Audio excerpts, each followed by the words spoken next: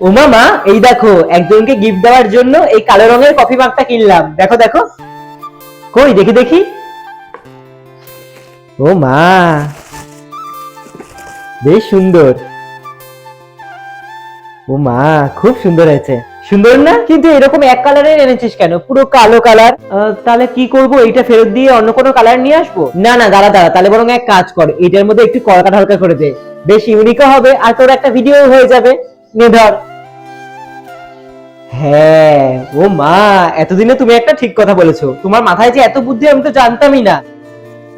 আমি তো ভাবতাম তুমিও হয়তো আমার মতন মাথা মোটা। কি? ডামরা পাঠা রাম পাঠা জাগিয়ে কাজ কর।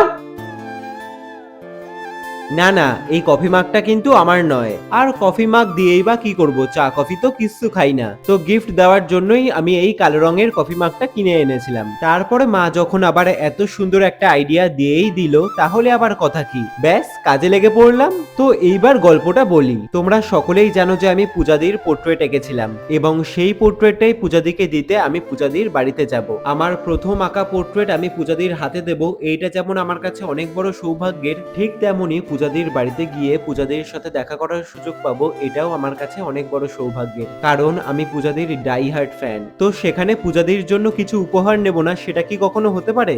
কখনো না। তো আমি ভেবেইছিলাম যে আমি পূজাদিকে এমন একটা উপহার দেব যেটা পূজাদির কাজে লাগবে এবং সেখানে আমার শিল্পকর্মেরও ছোঁয়া থাকবে। তো আমি এই কালো রঙের কফি মাগটা কিনে তার মধ্যে কলকা করে পূজাদির কাছে নিয়ে যাই এবং পূজাদি কফি মাগটা দেখার পর ঠিক এইরকমই রিয়াকশন ছিল, মানে হয়তো পছন্দ হয়েছিল। যদিও বা কাজটা করার পর আমার নিজেরও ভীষণ ভালো লাগছিল। তো তোমাদের কেমন লাগলো কফি মাগটা অবশ্যই কিন্তু কমেন্টে জানিও। নেক্সট কলকাতা ক্লাস শুরু হচ্ছে 10th জানুয়ারি থেকে। বাই।